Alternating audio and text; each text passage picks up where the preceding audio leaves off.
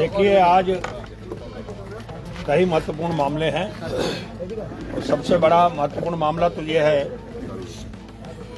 कि हमारा जो बंगाली समाज है जो पूर्वी पाकिस्तान से यहाँ पे आया, हम लोग भी जैसे ही विभाजन हुआ हिंदुस्तान और पाकिस्तान का, हम लोग यहाँ पे आए, ऐसे ही पूर्वी पाकिस्तान से 1951 में बंगाली समाज के यहाँ पे लोग आए।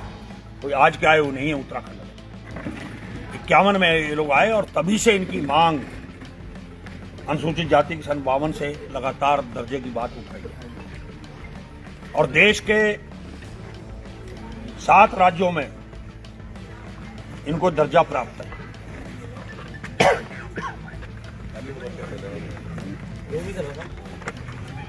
7 राज्यों में इनको दर्जा भी प्राप्त है देश के, जिसमें पश्चिम बंगाल, उड़ीसा, मेघालय, मिजोरम, त्रिपुरा, असम, मणिपुर और उत्तराखंड के अंदर भी 2-2 बार विधानसभा के अंदर संकल्प पारित हुआ है।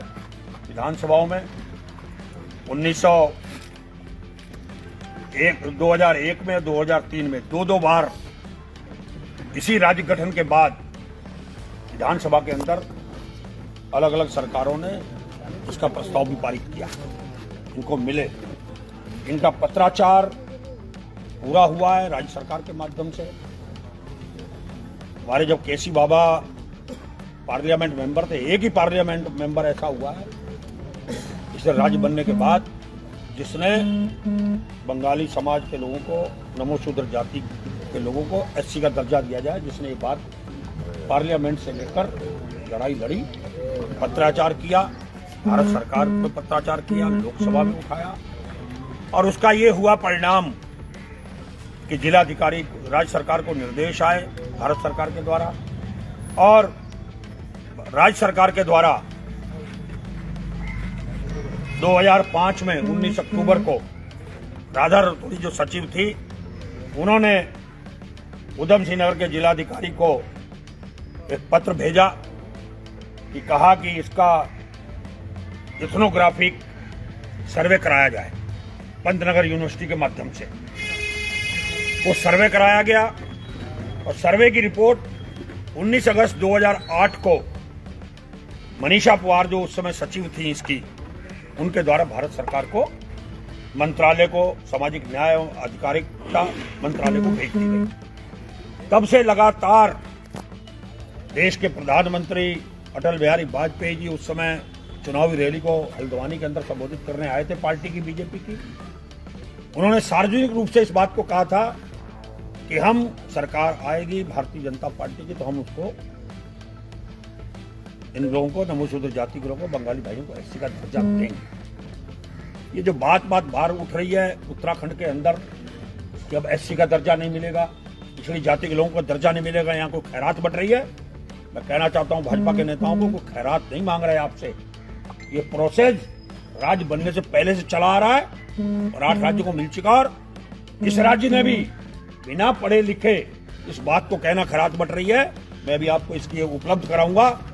लगातार राज्य सरकारों के द्वारा विभिन्न जो भी सरकारें नहीं है उत्तराखंड के अंदर, मैं किसी एक सरकार की बात नहीं कर रहा, सबकी सरकारों के समय सारी रिपोर्टें शासन को, भारत सरकार को जा चुकी है। एक बार नहीं, आखिरी रिपोर्ट भी गई है 12 फरवरी 2024 को। उत्तराखंड शासन ने संपूर्ण रिपोर्ट भारत सरकार को दोबारा भी प्रेषित की है, लगातार जा रही है। पर भारत सरकार उस समय हमारे जो भारतीय जनता पार्टी के यहाँ के एमपी, एमएलए या भारतीय जनता पार्टी के जो हमारे बंगाली समाज का के नेता हैं, वो बराबर कहते थे कि नहीं, हमारी केंद्र में सरकार आएगी, कांग्रेस नहीं कर पाई, जबकि केसी बाबा ने जो किया कुछ कर नहीं सकता।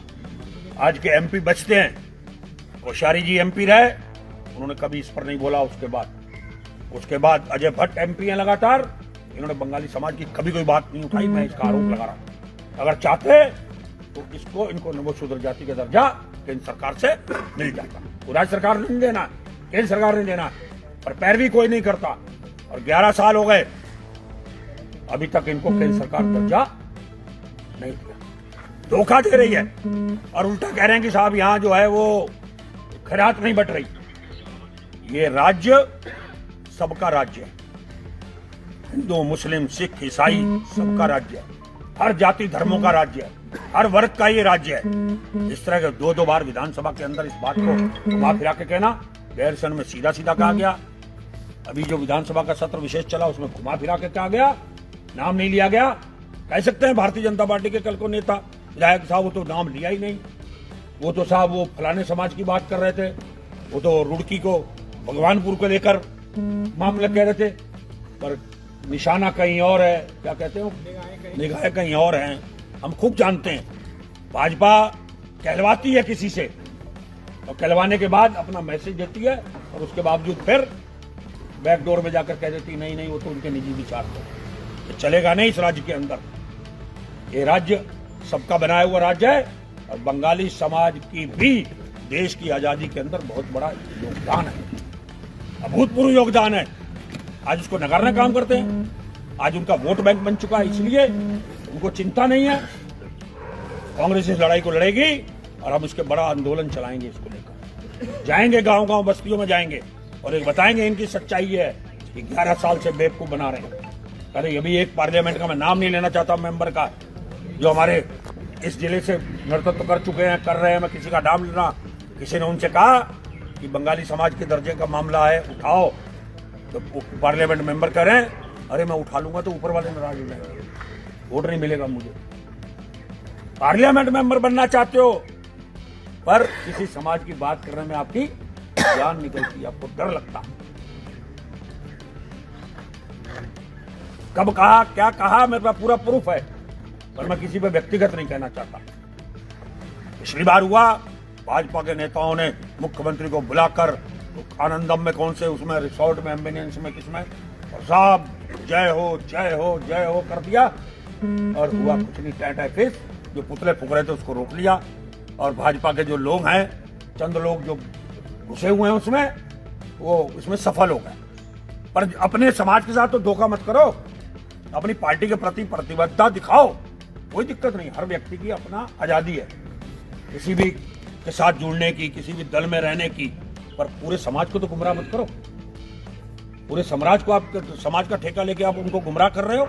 आओ साथ में खड़े हो जाओ, कहो ना कि हमारे साथ जाति हो रही है। उस समय तो कहते थे हमारी सरकार आएगी तो हम दिलाएंगे, कांग्रेस नहीं दे रही। अब तो तुम्हारे बाजी चल रही है लगातार, हाथ में 15 साल के लिए तुम्हें मिली हुई है लोकसभा, तुम्हारे पार्लियामेंट मेंबर तुम्हारे जीत रहे हैं लगातार। यहाँ से केसी बाबा जी के बाद तुम्हारा युग शुरू हुआ है, तुम्हारे एमपीओ का लगातार जीत रहे हैं। क्यों नहीं? यहाँ भी समाज डबल इंजन की सरकार, 3 इंजनों की सरकार, यहाँ भी तुम्हारा मेयर, तुम्हारी सरकार, क्यों नहीं उठाते हो? कोई सुनने वाला नहीं। तो मैं ये कहना चाहता हूं कि ये लड़ाई कांग्रेस लड़ेगी, इसको हम शांत नहीं अब होने देंगे किसी भी सूरत से।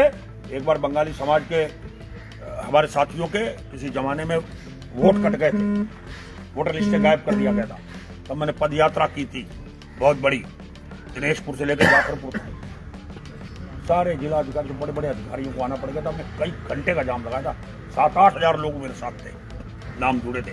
इसके लिए जरूरत पड़ेगी तो हम बंगाली समाज के क्षेत्रों में पद यात्राएं भी करेंगे, उनको जोड़ेंगे और इस लड़ाई को अब कांग्रेस अपने हाथों से लड़ेगी। अगर बंगाली समाज के लोग आगे आके लड़ें, बहुत अच्छी बात। अगर वो लोग लड़ेंगे, उनकी बंगाली कल्याण समिति अगर लड़ाई को लड़ेगी तो हम उनके साथ हैं। अगर वो हिचकेगी राजनीतिक कारणों से तो हम इस लड़ाई को निश्चित रूप से लड़ेंगे। एक और बड़ा ज्वलंत मुद्दा है जो मैं आपके सामने रखना चाहता हूं।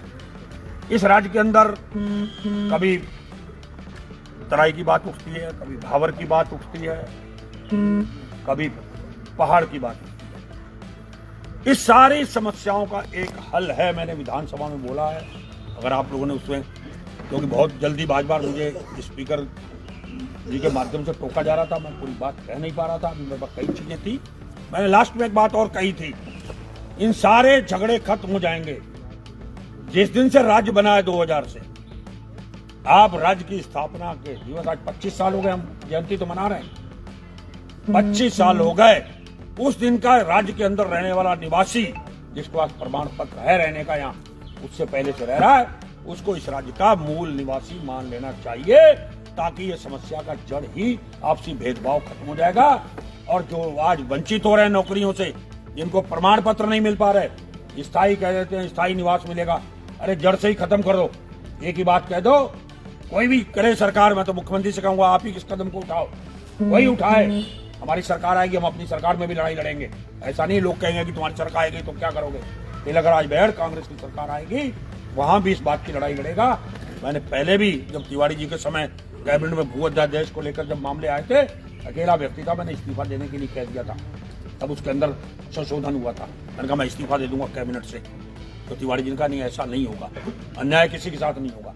क्योंकि राज्य जब बना तो अटल बिहारी वाजपेयी जी ने हम लोगों को बुलाया था, एक और लाखों लोग थे। आज वो भाजपा के नेतागिरी का नेतृत्व करते हैं। लाखों लोग जिन्होंने रक्षा समिति के नाम पर करोड़ों रुपए लूटे, आंदोलन चलाया, अस्थिरता पैदा की इस इलाके के अंदर। और हम लोग थे 250 लोग रो पीट के, बड़ी मुश्किल से। केसी बाबा, मैं, बलराज पासी, इस तरह से बहुत चुनिंदा लोग थे सभी दलों के, जो चाहते थे कि राज्य बने। इसलिए बने कि इसका डेवलपमेंट होगा, राज्य का विकास होगा। इसलिए हमने ये बात कही थी। और आज भी हम कहना चाहते हैं, अटल बिहारी वाजपेयी ने बुलाया, उन्होंने कहा कि नहीं, आपकी जमीनों में कोई दिक्कत नहीं आएगी। जो उत्तर प्रदेश के जमींदारी एक्ट है वो यहाँ लागू होंगे। पर बीच बीच में आवाज उठती है जमीनों को लेकर कि हम ये करेंगे। कभी वो सिंचाई की जमीनों के सर्वे शुरू करा देता है प्रशासन, कभी वर्ग 4 की जमीनों को छीनने की कोशिश करता है। तिवारी जी को मैं बधाई देता हूँ। तिवारी जी ने सबसे पहले वर्ग 4 के नियमितीकरण का काम इस उत्तराखंड के अंदर शुरू किया, किसानों की जमीनों का। जब जब भाजपा की सरकार आती है ये काम रुक जाते हैं। आज सैकड़ों फाइलें पड़ी हुई हैं। और यहाँ के एडीएम का बयान देकर मैं बहुत शुभ हूं। उनको ये जानकारी नहीं है, इतने बड़े अधिकारी बनने के बाद एसडीएम रहे लगातार 4 साल शिक्षा के अंदर, और उनको ये जानकारी नहीं है कि वर्ग 4 की जमीन खसरा खतौनी में दर्ज है। उसको ढूंढने की जरूरत ही नहीं है, तो दर्ज है कागजों में। उसी की विनिमतीकरण की मांग कर रहे हैं कि हम सालों से जोत रहे हैं, और कई फाइलें हो भी गई हैं, सैकड़ों फाइलें। आपकी सरकार ने रोक दिया, क्या सर्वे करा रहे हो आप? हम तो कह रहे हैं वर्ग 4 हो, जो जमीन हमारे पास है, आप उस जमीन को हमें विनिमतीकरण कर दो। ये रोज की तलवार हमारे पे जो लटक रही है। तिवारी जी थे जो बड़ा दिल करते थे। तिवारी जैसा मुख्यमंत्री को हो नहीं सकता जो बड़े दिल वाला हो। मुख्यमंत्री सारे हैं, काम कर रहे हैं। मुख्यमंत्री ऐसा कोई नहीं जिसने कोई काम ना किया हो। मैं कह दूं किसी मुख्यमंत्री ने काम नहीं किया।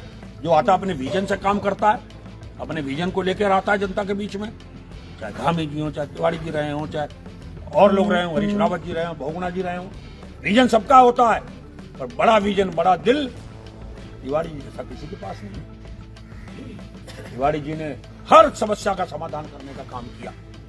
असल में रजय जयंती तो मनाई जानी चाहिए तिवारी जी के नाम पर। जिस आदमी के समय हर आदमी जाके खुश होता था, पक्ष विपक्ष का आदमी, कभी उनको गुस्सा नहीं आता था।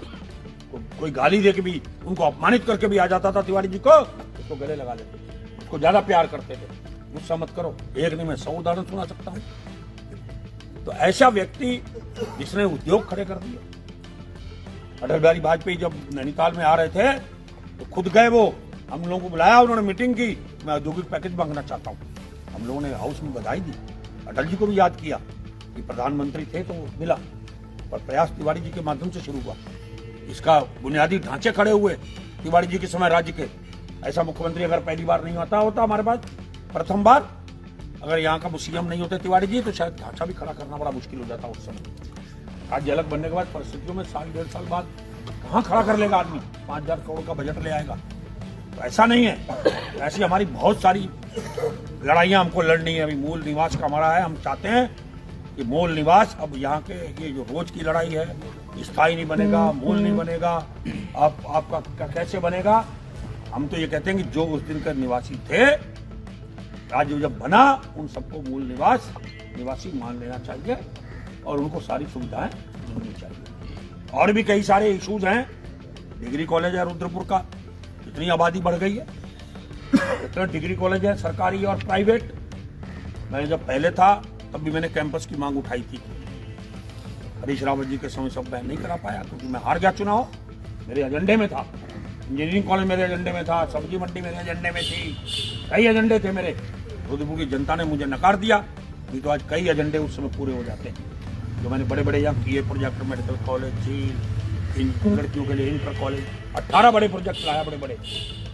और ये प्रोजेक्ट आज भी लगता है मुझे कि यहाँ के बच्चों को जब जाना पड़ता है नैनीताल, एक बार नहीं 4-4 बार चक्कर काटने पड़ते हैं डॉक्यूमेंट्स के लिए, रिजल्ट के लिए, परेशानियां होती हैं। उधम सिंह नगर की इतनी आबादी बढ़ चुकी है, इतना स्टूडेंट हो चुका है गवर्नमेंट और प्राइवेट कॉलेजों में, इसको यूनिवर्सिटी बनाया जाना चाहिए शहीद भगत सिंह डिग्री कॉलेज। ये मामला मैंने विधानसभा के अंदर, तो ऐसे बहुत सारे मामले में धान खरीद की जांच की मांग की है, मंत्री नकार रही है। मैं आज फिर कह रहा हूं, धान खरीद की जांच होनी चाहिए, और इस धान खरीद की जांच के बाद कितना बड़ा घोटाला सामने आएगा। 150 रुपए क्विंटल रिश्वत मिल गई है अधिकारियों और राइस मिलर को मिलकर के। अधिकारियों का, कोऑपरेटिव के अधिकारियों का, आपसी विभाग के अधिकारियों का बहुत बड़ा रोल है इसमें। प्रमाण है हमारे पास, धान अलग लिया गया एक्स्ट्रा, तो किसान को जितना इस बार लूटा गया कभी नहीं लूटा गया। ऐसे ही और भी कई सारी चीजें हैं। जमीनों का मामला मैंने बताया है। गन्ना, अब बताइए, उत्तर प्रदेश ने गन्ने का दाम बढ़ा दिया, पिछली बार बढ़ा दिया 20 रुपए। अरे बढ़ाइए ना, करिए सीधा 500 रुपए। छोटा राज्य है, खुशहाल करिए, कोई करता नहीं है। चीनी, इतना लेट चीनी मिलें शुरू होती हैं, इतना लेट दाम आता है, तब तक सितारगंज चीनी मिल को, प्राइवेट को गन्ना चला जाता है। ऐसी सेटिंग है। क्या करोगे आप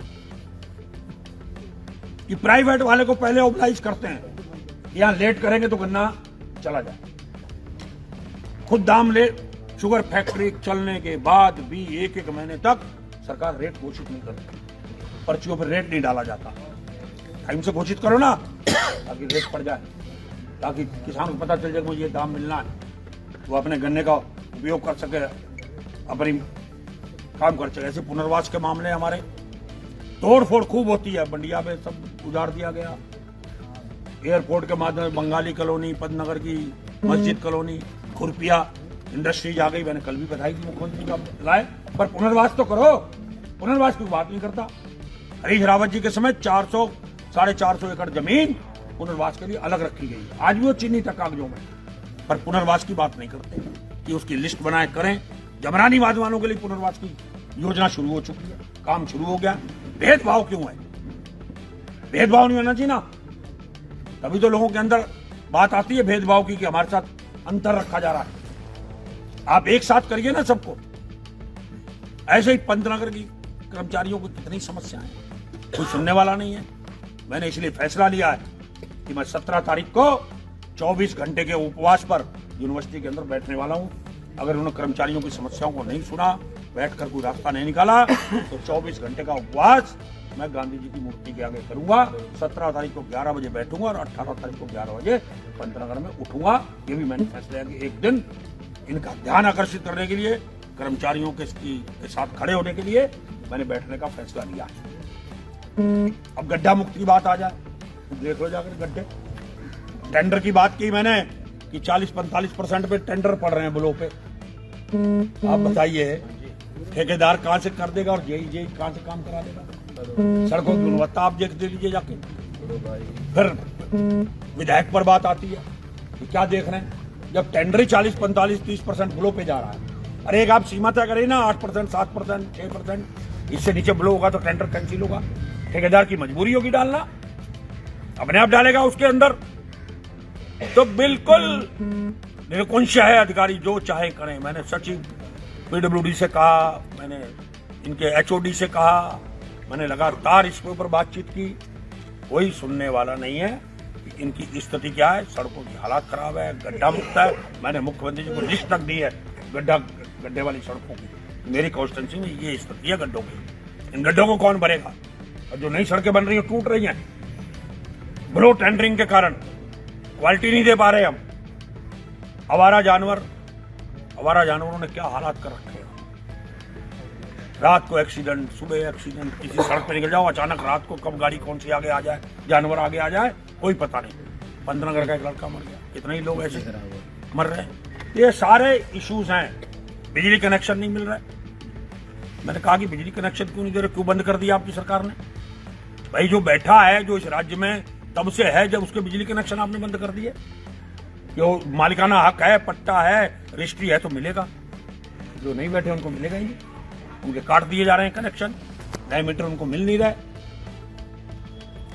तो ये जबरदस्ती की धीमा मुश्ती चल रही है। पुलिस को लेकर साथ में कनेक्शन लगवाए जा रहे हैं, पुलिस साथ जा रही है, मीटर बदलवा रही है, बाई फोर्स और हाउस में कहा जाता नहीं।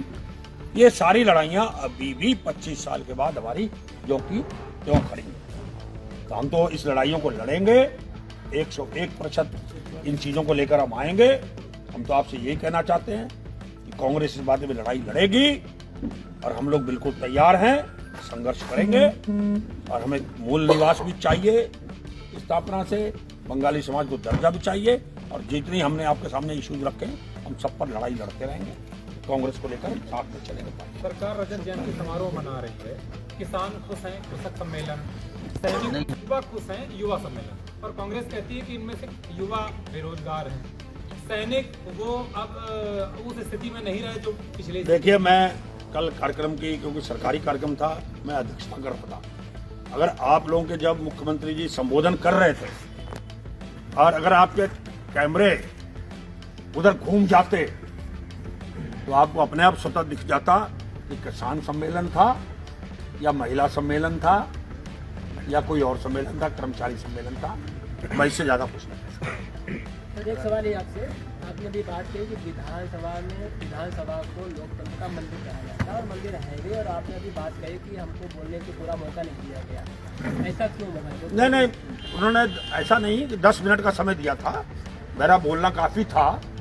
जब मैं ज्यादा बोलने लगा तो उन्होंने मुझे टोकना शुरू कर दिया कि आपका समय पूरा हो रहा है। तो वो उनका अधिकार है स्पीकर का, उसके अधिकार को हम चैलेंज नहीं कर सकते। अगर और बोलने देते तो मैं कई सारी चीजें जो मैं और कहना चाहता था वो और कह पाता। देखिए, अपने अस्पतालों को लेकर भी मुद्दा उठाया था।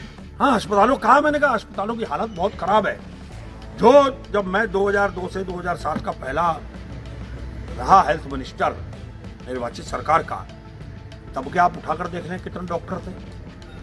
मैंने 44 CHC 5 साल के अंदर खड़ी की, नहीं CHC, और उन्होंने बोला कि हमने अब तक 80 बना दी है। तो 44 तो 5 साल की हैं, और जो पुरानी CHC को हम जोड़ नहीं रहे। अरे पुरानी को जोड़ रहे तो 10-20 पुरानी भी रही होंगी। तो इतने साल में अगर 10-15 ही बनी 20, और कह रहे हैं हमने मेडिकल कॉलेज सारे उस समय के कांग्रेस के समय, तिवारी जी के समय शुरू किए हुए हैं। तो मैंने कहा ना, टेक्नीशियन अब है नहीं, फार्मासिस्ट आपने जो हमने रखे वो भाग गए धीरे धीरे। तो जब है ही नहीं तो चिकित्सा कहां से चलेगा। मंत्री के पास 4-4 विभाग है, महत्वपूर्ण विभाग है। इसका अलग से फुल फ्लैश कैबिनेट का विस्तार हो नहीं रहा। कैबिनेट का विस्तार करे ना, कैबिनेट का विस्तार करना नहीं है। सभी विभागों की यही स्थिति है। मैंने तो एक उदाहरण दिया चिकित्सा का, अगर एक मंत्री के पास 2-2 विभाग भी हो तो चलेगा। अब एक मंत्री के पास 4-4-5 विभागों का बोझ है। वो सारा दिन दफ्तर में बैठ के ही उनको कागज पेन ही सारा उनका छूटता नहीं है, और मंत्री अब ऑफिस जाते नहीं है।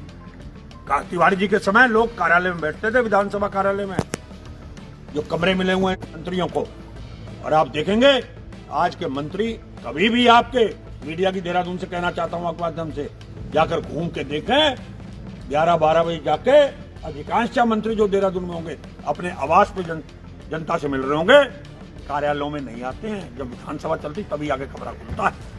ये भी दिक्कत है बहुत बड़ी। मुन्ना सिंह चौहान ने एक साल पहले एक बयान दिया था, उसके बाद फिर माफी मांगी, बंगाली समाज ने माफ किया, लेकिन उसके बाद फिर से दोबारा से बयान आ जाता है और फिर आक्रोश है। अब देखिए, अब तो बार वो बार कर रहे हैं। अब हमने भी बार सामने खड़े हो गए हैं, और हम इस दर्जे की लड़ाई को भी लड़ेंगे। वोटर लिस्ट में कुछ उसके लिए हर हालत में हम लड़ाई को लड़ेंगे। हम अब क्या है कि वो कह रहे खराक बट रही है, क्या लोगों को दर्जे दे दें, SC का दर्जा फलाने को दे दें।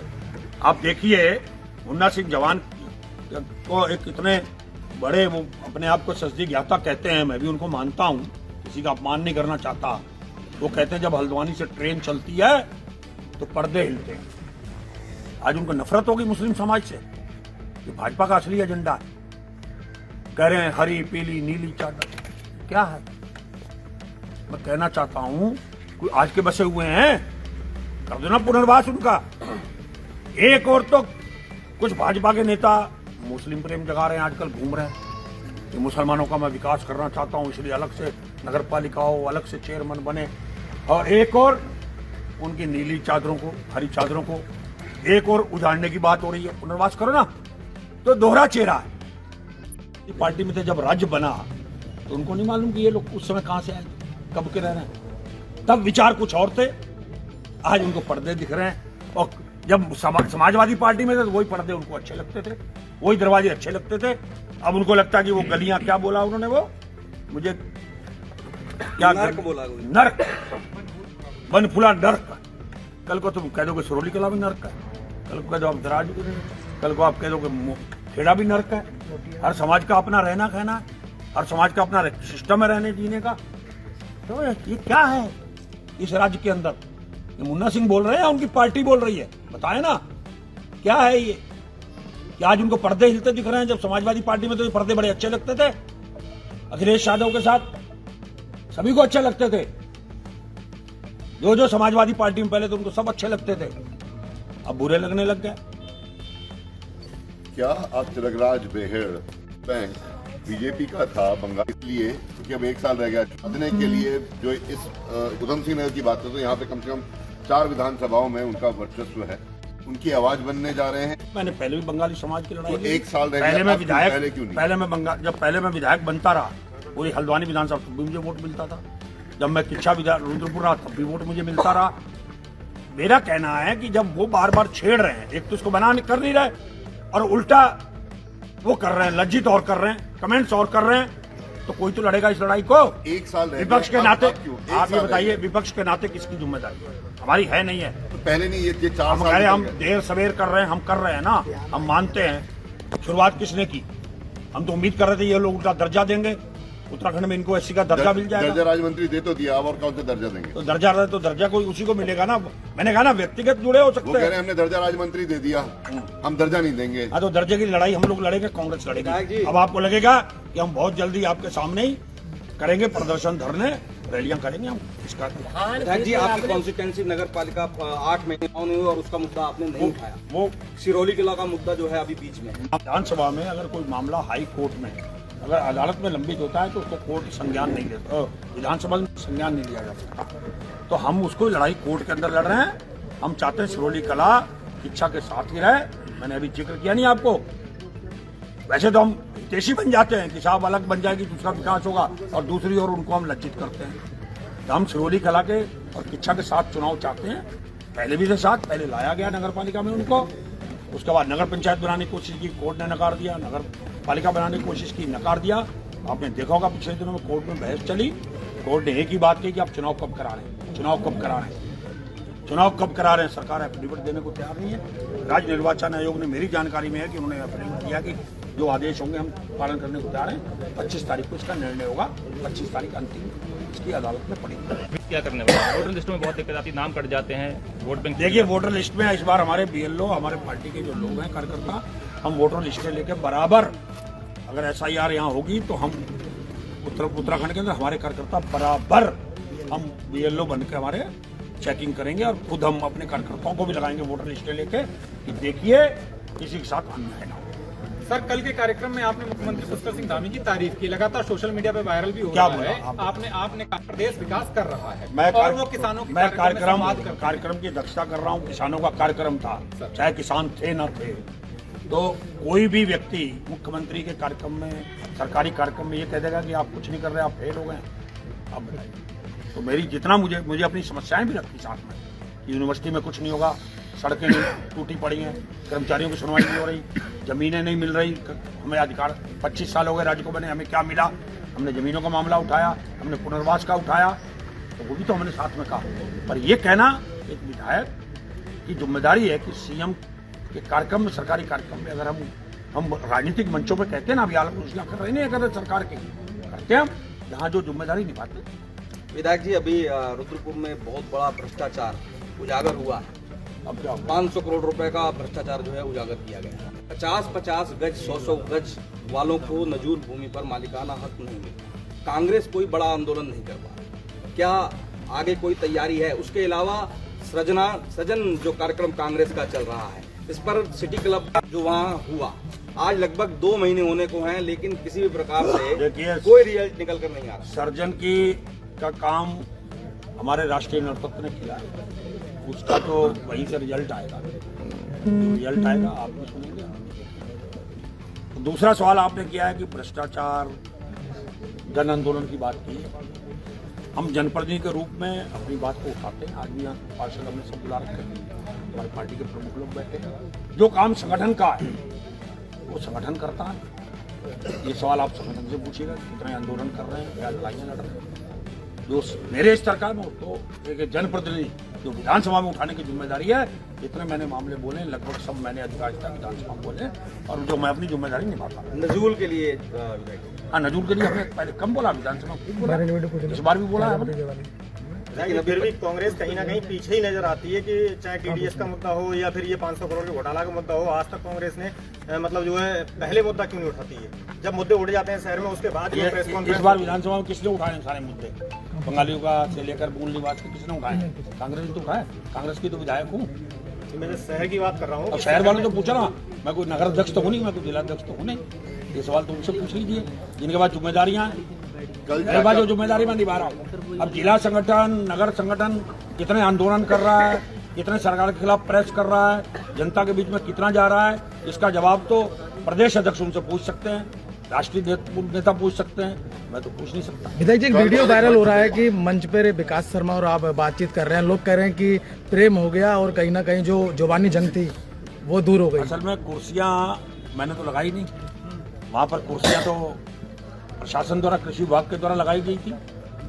मुख्यमंत्री के बाद कृषि मंत्री, अध्यक्षता के रूप में मेरी बगल में कुर्सी, बगल में मेयर साहब की कुर्सी, फिर दूसरे मेयर की कुर्सी, फिर पूर्व विधायक की कुर्सी। वो आए नहीं थे तो कमिश्नर बैठे थे। तो ये बताइए कि या तो कुर्सी ना लगाते हो, अब आप मेरे बगल में कुर्सी लगा बैठ जाए, आपकी कुर्सी मेरे बगल में मिल जाए, अगर आपकी मेरी बातचीत ना हुई तो लोग कहेंगे देखो मुंह सुझा के बैठे, फिर आप इसको चला देते, खबर बना देते, आप ये खबर बना देते। बेहड़ जी बोले भी नहीं, सीधा मुंह करके बैठे रहे, गुस्से में बैठे रहे। बेहड़ जी तलखियां जो उन्होंने किया है, बेहड़ जी तलखियां जो बयानों में दिखती थी इस चुनाव में, ये स्तरीय पंचायत चुनाव में जो तलखियां आपके बयानों में भी दिखाई दी और विकास शर्मा के बयान में, पूरा सुन लीजिए, वो तलखियां उस समय कल जिस तरीके से मन साझा हुआ, जो हंसी ठिठोले चल रहे थे, सुनिए पूरा सवाल ये, उससे कहीं ऐसा कहीं उपेंद्र चौधरी को हराने के लिए तो वो किया नहीं गया था कि तू ऐसा बोलना, क्योंकि इससे एक दिन पहले ही वो अमरनाथ यात्रा से आए थे विकास शर्मा जी, मेयर जी की, और ना उस बयान पे पहले मेरी उनके साथ मीटिंग हो गई थी। सर फोन भी तो आगे चल रहे, फिर पार्टी को उनके खिलाफ फोन भी तो चली रहे, फिर उनको पार्टी के खिलाफ कार्रवाई पार्टी करनी चाहिए। आपको 3 सीटें जीतनी थी, अगर वो मेरे कहने से मेरे साथ मिलकर उपेंद्र चौधरी को हरा रहे थे तो पार्टी ने क्या किया? उनकी पार्टी तो अनुशासित पार्टी है। नहीं, चाचा भतीजे की जोड़ी ने, अरे अनुशासित पार्टी है ना, अनुशासित पार्टी जांच क्यों नहीं कराती? उपेंद्र की मांग पे जांच क्यों नहीं कराती अनुशासित? अब जांच का वो बेचारा घर पे बैठ गया। चलिए, आपने और दूसरा आपने कहा, तो अगर कांग्रेस के लोगों ने, बीजेपी के लोगों ने अगर हमारी मदद की है तो हमारे लोगों ने भी उपेंद्र चौधरी की मदद की है, बराबर तो है, इक्वल, बराबर भी तो है, बोल रहे इक्वल हो गया, इक्वल हो गया ना। तो इसमें ना हमारी पार्टी जांच करा रही है ना उनकी पार्टी जांच करा रही है, पार्टियां दोनों बराबर है, कोई दिक्कत नहीं। हमारी पार्टी भी, हमने पार्टी को बहुत लिखा है, सुनो, हमने अपनी पार्टी को चिट्ठियां लिखी, आप जब चाहे ले जाओ, सार्वजनिक कर देना, हमारी पार्टी भी उसको बैठी हुई है चुप। ऐसे भी ना राजनीति में राष्ट्रीय स्तर पे या प्रदेश स्तर पे सबके आका होते हैं राजनीति में, तो जैसे उनके आका बचा रहे होंगे विकास शर्मा के, ऐसे ही शिवरोड़ा के आका बचा रहे होंगे, जैसे आरोप लगा रहे थे उपेंद्र चौधरी, वहाँ फिर आके इनडायरेक्ट ऐसे ही हमारे पार्टी में जो लोग हैं उनके आका उनको बचा रहे होंगे। आदि बीजेपी तो आका के बगैर तो है ही नहीं ना गति, बीजेपी मतलब आपको भी सपोर्ट कर रही है, गुरु बगैर गति है तो भैया, ऐसे आका वगैरह भी राजनीति। और आपने जो दूसरा सवाल सुनो, जो आपने दूसरा एक सवाल किया, ये क्या कहा आपने? और आपने कहा कि आपकी दोनों की, हमारा कहना है आप कोई चुनाव आ जाने, राजनीतिक मंच आ जाने देंगे, आपको साफ दिख जाएगा। कल भी एक राजनीतिक मंच काफी चर्चा का विषय रहा। अब आप मुझे गालियां दे लें, उधार तो है ना आपका बाकी?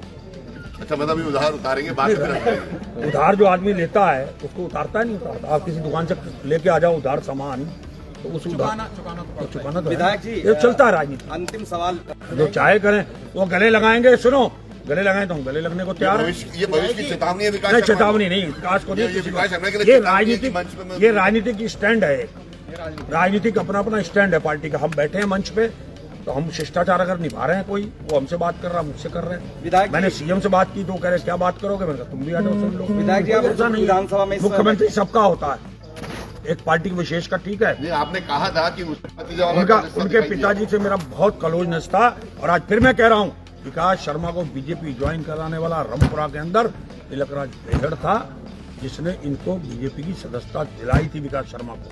पर समय है मैं तो बधाई देता हूँ, और काम करें, और जो चाहे कर रहे हैं, जिस जिस जिस रास्ते में चल रहे हैं और तेजी से चलें उस रास्ते पे। सपोर्ट करें। हाँ, मेरा कहना नहीं है, शुभकामनाएं देता हूँ जनप्रतिनिधियों को, जगह बनाओ, काम करो। अब ये तो उनका काम है कि